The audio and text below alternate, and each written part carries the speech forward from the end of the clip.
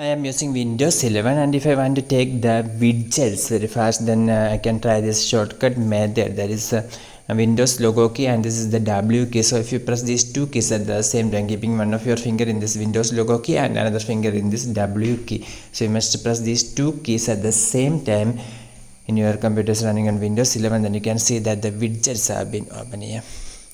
So this is the easy method for opening the widgets, and from here you can even select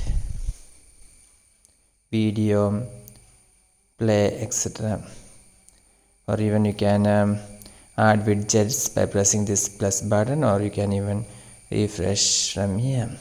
So remember, the keyboard shortcut is by simply pressing the Windows logo key and W key at the same time. Hope you enjoy watching this video. For more videos like this, you can subscribe and stay with Engineers Well Online. Thank you.